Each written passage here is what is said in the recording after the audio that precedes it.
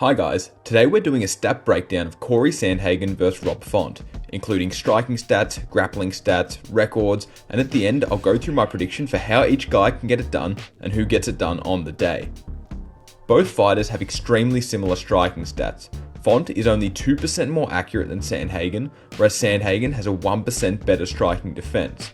Font, however, is the more accurate active striker, likely due to his ability to land that laser-like jab. Looking at the types of strikes these fighters throw, Font goes to the head a lot, more than 7% more than Sandhagen, and also goes to the body slightly more. However, Sandhagen loves leg kicks, landing more than double the leg kicks that Font does. Cory Sandhagen has been relatively inaccurate recently, striking below 50% in each of his past 6 fights. However, accuracy does not matter for Sandhagen, who has landed a KO in 3 of 6 of these fights. Sandhagen has solid striking defense, but has struggled against accurate strikers, and is 2-2 when his opponents strike above 50% accuracy. However, it is noted that Edgar only landed 2 strikes, so including this fight here is also misleading.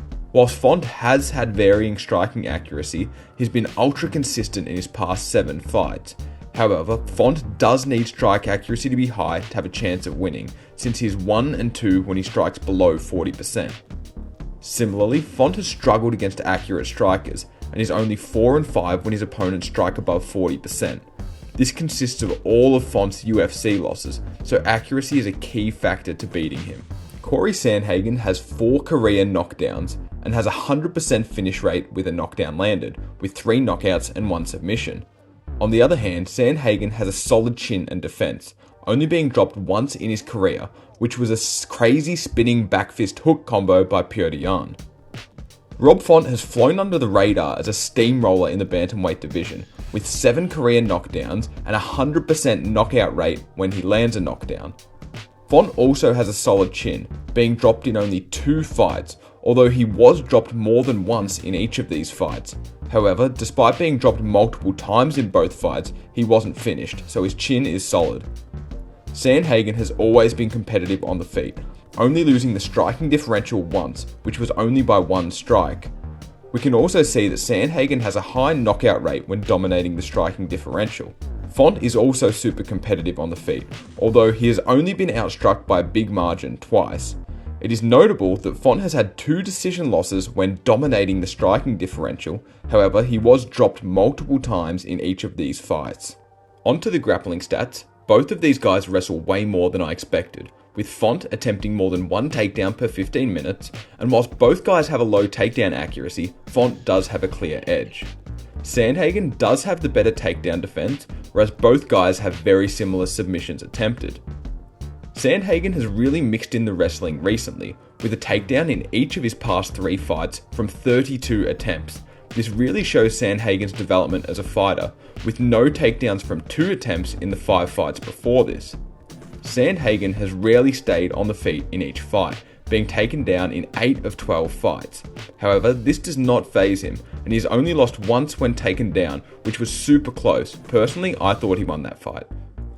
Font wrestles a ton more than I thought, with 9 takedowns landed in 9 of 15 fights. And usually he wins with a takedown, since he has only had 2 losses when landing a takedown, in which he was dropped 2+ times in each of these fights. It seems a takedown is a great start to beating Font, since his opponents have landed a takedown in 4 of 5 of his losses. In contrast, when his opponent doesn't attempt a takedown, he has 4 knockout wins and 1 decision loss. Therefore, Sandhagen's uptick in wrestling could cause a problem for Font. If Sandhagen can hold you down after a takedown, he is lethal, being 5-0 when he has 100 seconds or more of control time, whereas when he lands under 25 seconds of control time, he's only 2-3 in the UFC. Whilst he has been taken down a lot, he has rarely been controlled by 100 seconds, only twice in his career. Therefore, Sandhagen is hard to hold down. Font has similar control time to Sandhagen, landing 100 seconds or more of control in 4 fights with a 3-1 record, and only having a record of 3-4 with less than 25 seconds of control. Rob Font, however, has been controllable in his career, being held down for 100 seconds or more on 7 different occasions. His opponents are all or nothing with control time, with either less than 25 seconds of control or more than 100 seconds. Now, let's take a quick look at records and methods before getting into predictions. Sandhagen is 9-3 in the UFC, whereas Font is slightly more experienced with 10 wins and 5 losses. Therefore, it's clear that Sandhagen has a noticeably better win-loss ratio of 3. Looking at the competition each of these guys has faced, Sandhagen's opponents are 127 wins and 65 losses in the UFC, whereas Font's opponents are 133 and 83 losses. Therefore, we can see Sandhagen has faced insanely good competition in the UFC, moderately better than Rob Font. Comparing win methods, Sandhagen mostly wins by knockout, with 3 decisions and 1 submission also. Font is nearly identical, with 3 decisions and 1 submission, however he does have 1 more knockout. Both fighters have extremely similar loss methods. Sandhagen has 2 decision losses and 1 submission, whereas Font has 4 decision losses and 1 submission. To summarise the key points of this fight, Sandhagen has an average strike accuracy of 44%, whereas Font is only 4-5 in the UFC with his opponents strike at 40% or higher. Sandhagen has also been taken down in 8 of 12 UFC fights, whereas Font has an enormous 7-2 win-loss record with a takedown landed, so this could be his path to victory.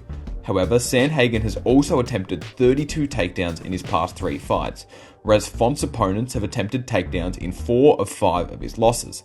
Lastly, it's worth noting that Sandhagen has been knocked down only once in his career, whereas Font has landed an enormous 7 knockdowns with a 100% finish rate. Therefore, my predictions for how each guy gets it done. Sandhagen lands with high accuracy early, which has been Font's kryptonite, whilst also mixing in takedown attempts, which has been another way Font has lost.